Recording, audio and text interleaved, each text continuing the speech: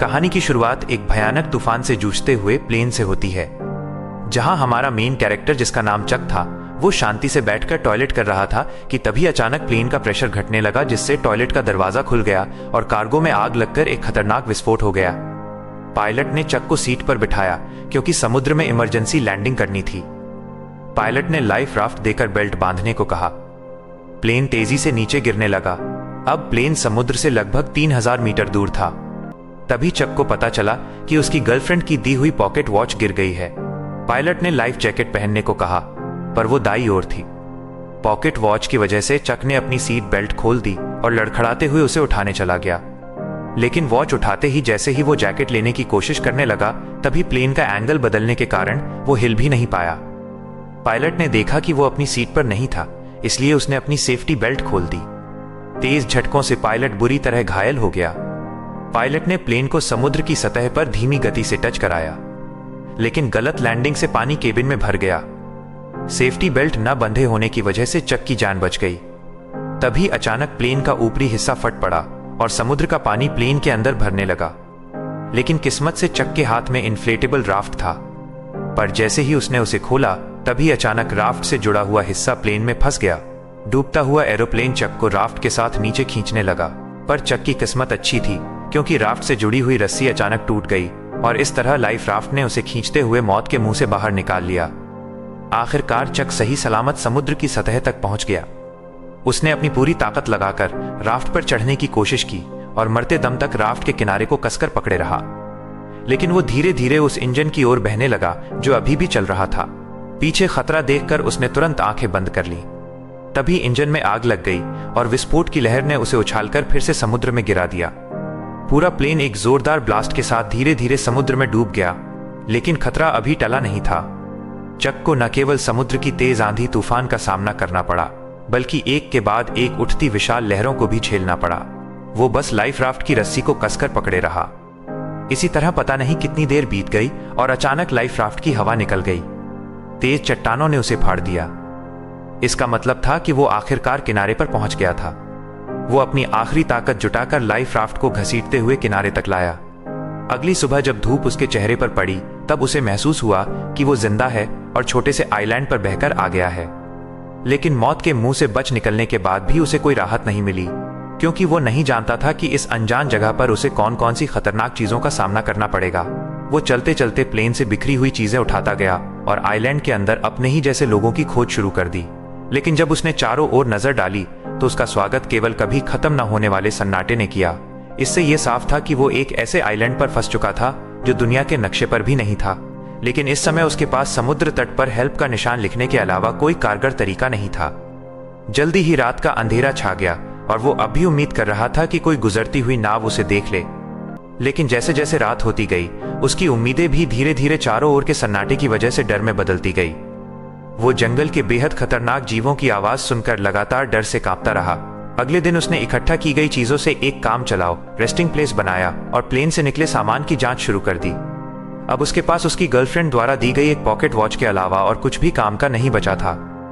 अपनी गर्लफ्रेंड के साथ बिताए पलों को सोचते हुए उसे इस प्लेन में आने का और भी ज्यादा पछतावा हुआ। दरअसल केली के बिजनेस ट्रिप पर जाने से पहले उसने चक को एक पॉकेट वॉच दी थी ताकि क्रिसमस पर लौटते ही दोनों एक दूसरे से शादी कर लें।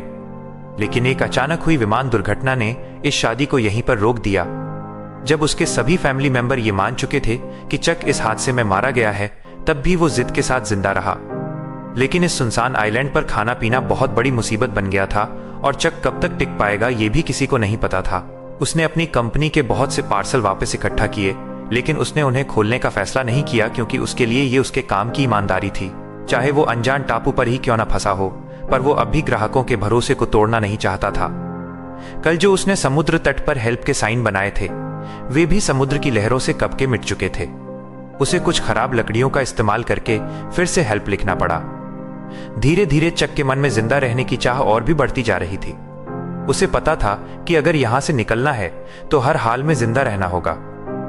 लेकिन इस वीरान छोटे टापू पर सख्त नारियल के अलावा उसे खाने लायक कुछ भी नहीं मिला, और क्योंकि उसके पास नारियल खोलने का कोई औजार नहीं था, इसलिए नारियल खोलना भी उसके लिए बेहद मुश्किल काम बन गया था।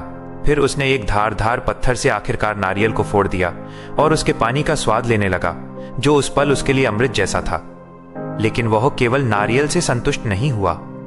चक ने पेट भरने के लिए इस छोटे से टापू के अन्य हिस्सों की भी खोज करने का फैसला किया। वो यहाँ की सबसे ऊंची चोटी पर चढ़कर सब कुछ देखना चाहता था, लेकिन नुकीले पहाड़ी पत्थरों ने उसकी राह मुश्किल कर दी।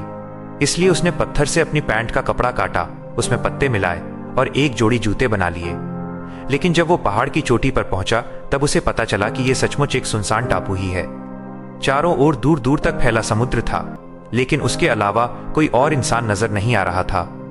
जब वो निराश होकर सोच रहा था कि आखिर वो कैसे अपनी जान बचा सकता है, तभी दूर एक अजीब सी चीज ने उसका ध्यान खींचा। वो बिना सोचे समझे उस चीज की ओर दौड़ पड़ा। उसे लगा था कि वो भी उसी की तरह जिंदा बचने वाला कोई पायलट है। लेकिन जब चक ने उस पायलट को पलट कर देखा तो पाया कि वो तो काफी समय पहले ही मर चुका था।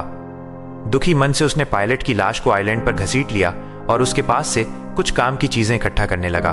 उसने एक जोड़ी अभी भी पहनने लायक जूते, एक टॉर्च जो अब भी जल सकती थी और एक बेकार हो चुका बटुआ अपने पास रख लिया। इसके बाद उसने पायलट के लिए एक कब्र खोदी और उसकी लाश को उसमें दफना दिया और उसकी मरने की तारीख एक चट्टान पर लिख दी।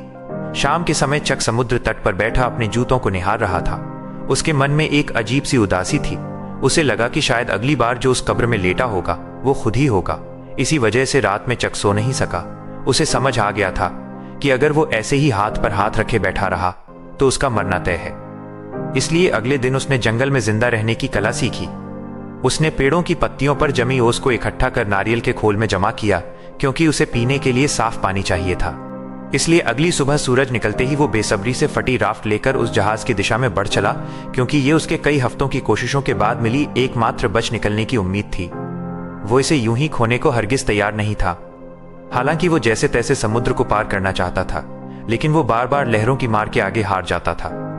उसने अनगिनत बार हिम्मत दिखाई, लेकिन हर बार समुद्र की लहरों ने उसे पीछे धकेल दिया। लेकिन फिर भी वो हार मानने को तैयार नहीं था। उसने बहुत कोशिश की, लेकिन आखिरकार समुद्र की लहरों ने उसे अपने अंदर समा लिया। पानी के अंदर पहुंचते ही अचानक उसकी जांघ एक नुकीले समुद्री पत्थर से टकरा गई और एक तेज दर्द ने चक की जांघ को खूनम खून कर दिया। इस वक्त उसमें अब और आगे बढ़ने की ताकत नहीं बची थी। शाम के समय अचानक आसमान में तेज आंधी और मूसलाधार बारिश शुरू हो गई, जिससे पहले से ही घायल चक की मुसीबतें और बढ़ गईं। वो राफ्ट की मदद से केवल कंपनी के सामानों को ही ढक सका। लगभग पूरी तरह थक जाने के साथ उसका घायल शरीर अब और सहन नहीं कर सका और वो जमीन पर बेहोश हो गया। उसके पीछे रखी टॉर्च की बैटरी खत्म होते ही वो भी अंधेरे में डूब गई। अगले दिन चक फिर से तेज दर्द के साथ जागा। उसकी टांग के घाव में कीड़े लगने के लक्षण दिखाई दे रहे थे। इस सुनसान जगह पर अगर इसका इलाज ना हुआ तो उसे और भी बड़े खतरे का सामना करना पड़ेगा। जिंदा रहने की थोड़ी सी भी उम्मीद पाने के लिए उसे अपने मन की जिद छोड़नी पड़ी और उसने उन पार्सलों को खोलने का फैसला किया। पैकेजों में उसे एक दर्जन वीडियो टेप, एक गिफ्ट की तरह सजाया गया वॉलीबॉल, एक सुंदर महिला की लंबी ड्रेस और सबसे स्टाइलिश दिखने वाली एक जोड़ी स्केट्स मिले। लेकिन आखिरी पार्सल को उसने खोलने का फैसला नहीं किया। शायद इसलिए कि वो निराश नहीं होना चाहता था, या शायद इसलिए कि वो अपने लिए एक उम्मीद बचाकर रखना चाहता था। उसने पार्सल की पैकिंग में इस्तेमाल हुए फोम को अपने घाव पर लगाया। फिर जूतों के फीते खोलकर उसने उनसे काम चलाऊ पट्टी बांध ली। जूतों के ब्लेड उसके सबसे काम आने वाले औजार बन गए और लंबी ड्रेस की काली जाली से उसने एक आसान मछली पकड़ने का जाल बना लिया। मछली पकड़ने के औजार की मदद से कई दिनों बाद वो आखिरकार पहली बार पेट भर खाना खा सका। कच्चा खाना निगलना मुश्किल न हो, इसके लिए चक ने लकड़ी रगड़कर आग जलाने का फैसला किया। लेकिन भले ही उसने सुबह से लेकर शाम तक और फिर शाम से लेकर अगली सुबह तक लगातार कोशिश की, पर फिर भी उसके मन में जो छोटी सी चिंगारी थी वो उसकी उम्मीद के मुताबिक आग नहीं बन सकी। जब उसके दोनों हाथ रगड़ते रगड़ते छिल गए तब उनसे ताजा खून बहने लगा, जिससे चक का गुस्सा फूट पड़ा। चक ने किनारे बैठकर अपने घावों को पानी से साफ किया और तेज दर्द ने उसे परेशानी का एहसास फिर से करा दिया। अभी अभी गुस्से में फेंकी गई वॉलीबॉल उसके पैरों के पास पड़ी थी। तभी उसके दिमाग में एक अजीब ख्याल आया। उसने अपनी लार से हथेली के निशान पर 2 आंखें और ऊपर हल्की सी मुस्कान बना दी। अब वो वॉलीबॉल एक इंसान के चेहरे जैसी लगने लगी थी। शायद बहुत ज्यादा अकेले रहने के कारण उसने तय किया कि वो इस चेहरे को अपना दोस्त बना लेगा। उसने वॉलीबॉल का नाम विल्सन रखा और उसे अपने पास रख लिया ताकि वो उसकी जिंदगी में उसका साथ दे सके। ये दृश्य थोड़ा अजीब जरूर था, लेकिन कम से कम उसे अकेला होना महसूस नहीं हुआ। विल्सन की निगरानी में चक को जैसे फिर से पूरी ताकत मिल गई। जैसे जैसे वो तेजी से लकड़ी को घिसता गया, लकड़ी के टुकड़ों के बीच सचमुच चिंगारी निकल आई। जलती आग को देखकर चक बहुत खुश हो गया, जैसे उसने कोई बड़ी जंग जीत ली हो। ये आग उसके लिए खाना पकाने की अच्छी स्कीम होने के साथ अपने यहाँ होने का सिग्नल भेजने की भी अच्छी जुगाड़ थी। रात में वो खाते हुए विल्सन से अपनी हालत पर बात करता है। उसकी कैलकुलेशन के हिसाब से वो अब लगभग 4000 मील से भी अधिक दूर निकल आया था। यानी अगर वो चाहे कि कोई उसे ढूंढ ले तो उसके मिलने की संभावना लगभग नामुमकिन थी। लेकिन अब चक के पास कोई रास्ता नहीं था। वो बस खुद को मजबूत कर जिंदा रहने की कोशिश करता रहा। कच्चा खाना खाने और गंदगी से उसके खराब दांत सूजकर इन्फेक्टेड हो गए। आखिरकार असहनीय दर्द के कारण उसने ठान लिया कि वो अपने दांत को निकाल देगा। उसने एक हाथ में स्केट वाली छुरी दांत पर टिकाई और दूसरे हाथ में पत्थर लिया। उसने सोचा कि लंबे दर्द से बेहतर है एक बार का दर्द। फिर उसने जोर से वार कर दिया। जंगल में जिंदा रहने में एक्सपर्ट होने के बाद भी उसकी आंखों में अब वो चमक नहीं रही थी। 4 सालों के अंदर चक अब एक जंगली आदमी बन गया था। हालांकि मछली पकड़ने में माहिर होने से उसे मांस की कमी नहीं थी, लेकिन उसकी आंखों में पहले जैसी जीने की गुंजाइश गायब हो चुकी थी। अब वो बच निकलने की कोई उम्मीद नहीं रखता था और हर दिन का जिंदा रहना बस उसके अकेलेपन का एक और दिन था। पर कुछ समय बाद उसे चट्टान के किनारे से एक टिन का टुकड़ा मिला और वो उसे समुद्र तट पर ले आया। लेकिन जैसे ही समुद्री हवा ने उस टिन के टुकड़े को गिरा दिया, तभी अचानक उसके दिमाग में एक आइडिया आया। अगर वो इसका इस्तेमाल समुद्र की लहरों को चीरने के लिए कर सके तो शायद सच में उसके पास इस जगह से निकलने का मौका हो सकता है। ये आइडिया आते ही उसने एक पल और इंतजार नहीं किया। उसे इस सुनसान टापू पर से जल्द निकलना था। चक तुरंत हरकत में आ गया। सबसे पहले उसे एक नाव बनानी थी। उसने बहुत सारी टहनियां इकट्ठा की और उन्हें एक साथ रखा। फिर जंगली रस्सियों का इस्तेमाल किया और सबको एक साथ बांध दिया। यहां तक कि बेकार वीडियो टेप को भी रस्सी बना लिया। अब चक की मेंटल स्टेट बिगड़ने लगी थी। उसे लगने लगा कि विल्सन उसे देख रहा है और उसे जाने नहीं देना चाहता। फिर उसने गुस्से में अपने 4 साल पुराने दोस्त को एक लात मारकर दूर फेंक दिया। लेकिन जब वो कुछ देर बाद शांत हुआ तो उसे अपने दोस्त विल्सन के लिए गहरा पछतावा हुआ। इसलिए वो रात के अंधेरे में विल्सन को ढूंढने निकल पड़ा और प्यार से उसके चेहरे पर फिर से रंग लगा दिया। हर दिन इसी तरह बीतता गया और चक की लकड़ी की नाव भी बनकर तैयार हो गई। उसने जाने के लिए सारी चीजें तैयार कर ली थी। अब बस सही दिशा की हवा का इंतजार था ताकि वो अपनी नाव को समुद्र में उतार सके। उसने अपने यहां फंसे होने का साइन भी छोड़ दिया था। उसने 10,500 से भी ज्यादा दिनों तक इस बेरहम टापू पर फंसे रहने का वर्ल्ड रिकॉर्ड बना दिया था। जब वो आखिरी अक्षर उकेर रहा था, तभी अचानक हवा उस दिशा में चलने लगी जहां चक चाहता था। उसने एक्साइटेड होकर नाव को समुद्र की ओर धकेल दिया और फिर अपने पुराने दोस्त विल्सन के साथ जिंदगी खोजने की ओर निकल पड़ा। समुद्र की लहरों अब भी वैसी ही थी, लेकिन वे उसे घर लौटने से रोक नहीं सकी। झील की लहरों की तरह समुद्र की हर एक लहर लगभग उसे डुबो ही देती थी, लेकिन वो अपनी कोशिशों से लहर को चीरता चला गया। हर बार जब वो मौत के मुंह से बच निकलता तो उसके भीतर से बाहर निकलने की खुशी और भी बढ़ जाती। जब चक ने पीछे मुड़कर उस छोटे से टापू को देखा जिसने उसे 4 साल तक कैद रखा था, तब उस पल में चक के दिल में एक अजीब सी फीलिंग थी। ठीक उसी वक्त जब उसे लगा कि वो इसी तरह बहते बहते इंसानों की बस्ती तक पहुंच जाएगा, तभी एक और भीषण तूफान ने उसे झकझोर दिया। उस रात तेज बारिश में आंखें खोलना नामुमकिन था।